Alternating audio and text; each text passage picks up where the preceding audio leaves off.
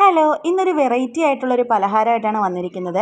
ഇത് എൻ്റെ തന്നെ റെസിപ്പിയൊന്നും അല്ല സംഭവം. ഞാൻ കുറേ അധികം വീഡിയോസായിട്ട് കണ്ട് ഒന്ന് ട്രൈ ചെയ്ത് നോക്കുന്നതാണ്. സംഭവം ട്രൈ ചെയ്ത് നോക്കിയപ്പോൾ അത് ഒരുവിധം സക്സസ് ആയിട്ട് വന്നു. അപ്പോൾ നമ്മൾ ഇന്ന് ഈ റെസിപ്പി തയ്യാറാക്കുന്നത് ചായപാത്രത്തിലാണ് കേട്ടോ. അപ്പോൾ ഒരു ചായപാത്രം ഉണ്ടെങ്കിലും കുറച്ച് സാധനങ്ങളുണ്ടെങ്കിൽ നമുക്ക് ഈസി ആയിട്ട് തയ്യാറാക്കാൻ പറ്റുന്ന ഒരു റെസിപ്പിയാണ്. അപ്പോൾ ഞാനിവിടെ എടുത്തിരിക്കുന്നത് കറിയിൽ നിന്ന് എടുത്ത ചിക്കൻ്റെ പീസാണ് കേട്ടോ. നിങ്ങളുടെ കയ്യിൽ അല്ലാത്ത ചിക്കൻ പീസ് ഉണ്ടെങ്കിൽ അത് തന്നെ എടുത്തോളൂ. അപ്പം ഞാൻ അതിൽ നിന്ന് എടുത്തിട്ട് ആ ഒരു പീസ് ഒന്ന് നന്നായിട്ട് കഴുകിയതിന് ശേഷം അതൊന്ന് ചെറുതായിട്ട് ഇങ്ങനെ പിച്ചി പിച്ചിട്ടിട്ട് അതിനകത്ത് ശകലം മുളക് പൊടിയും അതുപോലെ തന്നെ ശകലം ഉപ്പും കൂടെ ഇട്ടൊന്ന് മിക്സ് ചെയ്തെടുക്കുകയാണ്, ശകലം മഞ്ഞൾപ്പൊടിയും. എന്നിട്ട് നമ്മൾ എന്ത് ചെയ്യണം, കുറച്ച് ഓയിൽ ഒഴിച്ചിട്ട്, ഞാനിവിടെ സൺഫ്ലവർ ഓയിലാണ് കേട്ടോ എടുത്തിരിക്കുന്നത്. ഒരു പാൻ വയ്ക്കുക, അതിലേക്ക് സൺഫ്ലവർ ഓയിൽ ഒഴിച്ച് കൊടുത്തിട്ട് ഇതേപോലെ ഒന്ന് വറുത്ത് കോരണം. അധികം അങ്ങ് കറുമുറാന്നൊന്നും വറുത്ത് കോരണ്ട, കുറച്ച് അധികം സോഫ്റ്റ് ആയിട്ട് തന്നെ ഇരുന്നോട്ടെ. പിന്നെ നിങ്ങൾക്ക് ആ കഴിക്കുന്നത് നല്ല കറുമുറാന്നിരിക്കുന്നതാണ് ഇഷ്ടമെങ്കിൽ അങ്ങനെ തന്നെ എടുക്കാം. അപ്പോൾ എനിക്ക് അത്രയും ഇഷ്ടമല്ലാത്തതുകൊണ്ട് ഞാനൊരു ഈ ഒരു പരുവത്തിനാണ് ആക്കിയെടുത്തത്. കാരണം ഇത് ഓൾറെഡി ഇത് വെന്തിരിക്കുന്നൊരു സംഭവമാണ്, ഞാൻ കറിയിൽ നല്ല ഇതെടുത്തത്.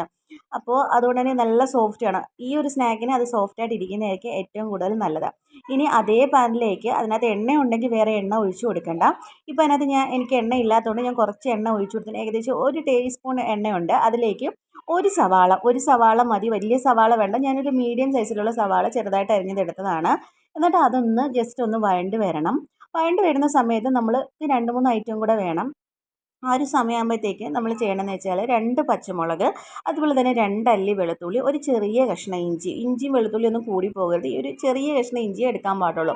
അതെല്ലാം കൂടെ ഒന്ന് ചതച്ച് അതിലേക്ക് ഇട്ട് കൊടുത്ത് ഒന്ന് വഴറ്റിയെടുക്കുക. അതിൻ്റെ പച്ചമണം പോകുന്നത് വരെ ഒന്ന് വഴറ്റിയെടുക്കുക. ഇനി ചെയ്യണമെന്ന് വെച്ചാൽ നമ്മൾ നേരത്തെ പൊരിച്ച് വെച്ചിരിക്കുന്ന ചിക്കൻ ഉണ്ടല്ലോ, അത് ഇതിലേക്കിട്ട് ഒന്ന് നല്ലതുപോലെ ആ ഒരു പച്ചമുളകും എല്ലാത്തിൻ്റെ ആ ഒരു സംഭവം എല്ലായിടത്തും പിടിക്കുന്നത് വരെ ഒന്ന് മിക്സ് ചെയ്തെടുത്തതിന് ശേഷം അതിലേക്ക് 2 പൊടികൾ ചേർത്ത് കൊടുക്കുകയാണ്. ഒന്ന് ചിക്കൻ മസാലയാണ്, 1 ടീസ്പൂൺ ചിക്കൻ മസാല ഇട്ട് കൊടുക്കുന്നുണ്ട്. പിന്നെ ഒരു ടീസ്പൂൺ നമ്മൾ കുരുമുളക് പൊടി ഇട്ട് കൊടുക്കുന്നുണ്ട്. പിന്നെ ഉപ്പ് ഞാൻ ശകലം ഇട്ട് കൊടുക്കുന്നുണ്ട്. എനിക്കിപ്പോൾ ടേസ്റ്റ് ചെയ്തപ്പോൾ ഉപ്പ് കുറവായിട്ട് തോന്നി, അതുകൊണ്ട് ഉപ്പ് കുറച്ച് ചേർത്ത് കൊടുക്കുന്നുണ്ട്. നിങ്ങൾ ഉപ്പ് നോക്കിയതിന് ശേഷം കുറവാണെങ്കിൽ മാത്രം ഉപ്പിട്ട് കൊടുത്താൽ മതി. അപ്പോൾ അതും എല്ലാം കൂടി ഇട്ട് ഒരു മിനിറ്റ് നേരം ഒരു വഴറ്റിയതിന് ശേഷം ഇതൊന്ന് നമുക്ക് തണുക്കാനായിട്ട് മാറ്റി വയ്ക്കാം. ഇനി ഒരു മിക്സിയുടെ ജാർ എടുക്കുക, അതിലേക്ക് 2 മുട്ട പൊട്ടിച്ചൊഴിക്കുക. കോഴിമുട്ടയാണ് ഇവിടെ എടുത്തിരിക്കുന്നത്. പിന്നെ 2 അല്ലി വെളുത്തുള്ളി ഇട്ട് കൊടുക്കുക, 1 കപ്പ് മൈദ ഇട്ട് കൊടുക്കുക. അപ്പോൾ നിങ്ങളുടെ കയ്യിൽ മെഷറിംഗ് കപ്പ് ഇല്ലെങ്കിൽ നമ്മളൊരു ഗ്ലാസ് എടുക്കുക, ആ ഗ്ലാസ്സിൽ നിന്ന് വേണം ഇത് ബാക്കിയുള്ള ഐറ്റംസ് എല്ലാം അളന്നെടുക്കാനായിട്ട്. ഇനി എന്തെടുക്കുക, ആ 1 കപ്പ് അളവിൽ തന്നെ ആദ്യം നമ്മൾ 1 കപ്പ് പാൽ ഒഴിച്ച് കൊടുക്കുന്നുണ്ട്. പിന്നെ 1/4 കപ്പ് സൺഫ്ലവർ ഓയിലും കൂടെ ഒഴിച്ചു കൊടുക്കുക. പിന്നെ അതിലേക്ക് ഇടേണ്ട പൊടികളാണ്: 1 ടീസ്പൂൺ കുരുമുളക് പൊടി ഇട്ട് കൊടുക്കുക, 1/2 ടീസ്പൂൺ ഉപ്പിട്ട് കൊടുക്കുക. ഇനി മിക്സിയുടെ ജാറിലിട്ടൊന്ന് നന്നായിട്ട് അരച്ചെടുക്കണം. അപ്പോൾ ഈ ഒരു തിക്കിലാണ് നമുക്ക് ആദ്യം കിട്ടുന്നത്. അപ്പോൾ നമുക്ക് ഈ ഒരു തിക്ക് ആവശ്യമില്ല. അതുകൊണ്ട് തന്നെ നമ്മൾ രണ്ടാമത് കുറച്ച് 1/2 കപ്പ് പാലും കൂടെ ഒഴിച്ച് നമ്മളൊന്ന് അരച്ചെടുക്കണം. ഈ ഒരു പരുവത്തിന് നമുക്ക് കിട്ടും. അധികം തിക്കുമല്ല, എന്നാൽ അധികം ലൂസും അല്ല, ആ ഒരു പരുവത്തിലാണ് നമുക്ക് കിട്ടുന്നത്. ഇനി നമ്മൾ ചായപാത്രം എടുക്കുക. ഇനി അല്ലെങ്കിൽ നിങ്ങളുടെ നോൺ സ്റ്റിക്ക് ഇതേപോലത്തെ ചായപാത്രം പോലെ ഇരിക്കുന്ന പാൻ ഉണ്ടല്ലോ, അതുണ്ടെങ്കിൽ അതിനകത്ത് തന്നെ ആയാലും മതി കേട്ടോ. ഇപ്പോൾ എൻ്റെ കയ്യിൽ അത് ഇല്ലാത്തതുകൊണ്ടാണ് ഞാൻ ഈ ചായപാത്രത്തിൽ ചെയ്തെടുക്കുന്നത്. അതിന് ശേഷം അതിലേക്ക് കുറച്ച് ഓയിൽ ഒഴിച്ച് കൊടുത്തതിന് ശേഷം കൈകൊണ്ട് നല്ലതുപോലെ എല്ലായിടത്തും ഒന്ന് സ്പ്രെഡ് ചെയ്ത് കൊടുക്കുക. പിന്നെ ഇത് നമ്മൾ എണ്ണയിലിട്ട് വറുത്തെടുക്കുക ഒന്നുമല്ല, ഇത് നമ്മളെന്തെങ്കിലും ബേക്ക് ചെയ്തെടുക്കുന്നത് പോലെ ആവിയിലിട്ട് വേവിച്ചെടുക്കുകയാണ് കേട്ടോ ചെയ്യുന്നത്. അതിന് ആദ്യം അടികട്ടിയുള്ളൊരു ചീനച്ചട്ടി അതിനകത്ത് വെച്ചിട്ടുണ്ട്. അതിൻ്റെ മുകളിലേക്ക് നമ്മൾ ചായപാത്രം വെച്ച് കൊടുക്കുക. ഒരു തിരുവ ഉണ്ടെങ്കിൽ തിരുവ വെച്ചിട്ട് വെക്കുന്നതായിരിക്കും ഏറ്റവും കൂടുതൽ നല്ലത് കേട്ടോ. അപ്പം പെട്ടെന്ന് അടി കരിഞ്ഞു പോകാതിരിക്കും. ആ തിരുവയ്ക്കകത്ത് വെച്ചിട്ട് ചായപാത്രത്തിൽ വെച്ച് കൊടുക്കുക. എന്നിട്ട് നമ്മൾ എന്ത് ചെയ്യുക, നമ്മൾ ഈ അരച്ച് വെച്ചേക്കുന്ന ആ ഒരു മിക്സർ ഉണ്ടല്ലോ, അതിൽ പകുതി ഇതിലേക്ക് ഒഴിച്ച് കൊടുത്തിട്ട് ഒരു 2 മിനിറ്റ് നേരം അടച്ച് വെച്ചൊന്ന് വേവിച്ചെടുക്കണം. ലോ ഫ്ലെയിമിലിട്ട് വേവിച്ചെടുത്തതിന് ശേഷം ആ ഒരു സമയം നമ്മൾ തുറക്കുമ്പോഴത്തേക്ക് മുകളിലേക്ക് സൈഡെല്ലാം ഒന്ന് വന്നിരിക്കുകയും ചെയ്യും. വിട്ട് വന്നിരിക്കുകയും ചെയ്യും. പിന്നെ മുകളിൽ ചെറിയ ചെറിയ ബബിൾസ് വരികയും ചെയ്യും. ആ ഒരു സമയത്ത് അടിഭാഗം നല്ലതുപോലെ ഫിക്സ് ആയെന്നാണ് അർത്ഥം.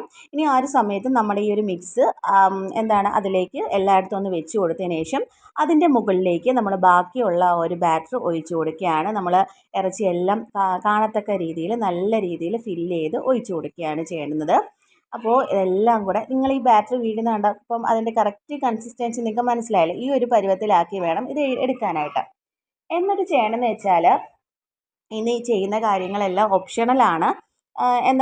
ഈ ക്യാപ്സിക്കം ഉണ്ടല്ലോ, ഇതേപോലെ ക്യാപ്സിക്കം ഉണ്ടെങ്കിൽ ഇതേപോലെ ഒന്ന് കട്ട് ചെയ്ത് വെച്ചെടുക്കുക. അതല്ലെങ്കിൽ തക്കാളി ഇല്ലേ, തക്കാളി ഉണ്ടെങ്കിൽ അത് നടുക്കത്തെ കുരുവൊക്കെ മാറ്റി കളഞ്ഞിട്ട് ഇതേപോലെ ഒന്ന് കട്ട് ചെയ്ത് വെച്ച് കൊടുക്കുന്നത് നല്ലതായിരിക്കും. പിന്നെ ബാക്കി ഞാൻ കുറച്ച് ചിക്കൻ അവിടെ ഇവിടെയായിട്ട് മാറ്റി വെച്ചിട്ടുണ്ടായിരുന്നു, അതും കൂടെ എടുത്ത് വെച്ചിട്ട് ഒന്ന് ഒരു 25 മിനിറ്റ് നേരം ആവിയിൽ ലോ ഫ്ലെയിമിലിട്ട് നമുക്കിതൊന്ന് വേവിച്ചെടുക്കണം. നല്ലതുപോലെ അടച്ച് വെച്ച് വേണം വേവിച്ചെടുക്കാനായിട്ട്.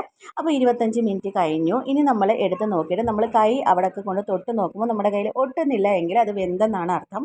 അപ്പോൾ നന്നായിട്ട് വെന്ത് വന്നിട്ടുണ്ട്. ഇനി നമുക്കിതൊന്ന് വേറൊരു പാത്രത്തിലേക്ക് മാറ്റാം. ഇതാണ് കേട്ടോ നമ്മുടെ ഫൈനൽ റിസൾട്ട് എന്ന് പറയുന്നത്. സംഭവം നല്ല ടേസ്റ്റാണ്. ചൂടോട് കൂടി കഴിക്കാനാണ് ഏറ്റവും കൂടുതൽ ടേസ്റ്റ് കേട്ടോ. അപ്പോൾ എൻ്റെ ഈ ചായപാത്രത്തിലുള്ള ഇറാനി പോള എല്ലാവരും ട്രൈ ചെയ്ത് നോക്കുമെന്ന് വിശ്വസിക്കുന്നു. പിന്നെ ഈ സംഭവം ഹെൽത്തിയാണെന്നൊന്നും ഞാൻ പറയുന്നില്ല, വല്ലപ്പോഴും ഉണ്ടാക്കി കഴിക്കാൻ നല്ലതാണ് കേട്ടോ. എല്ലാവരും ട്രൈ ചെയ്ത് നോക്കുക. ബൈ.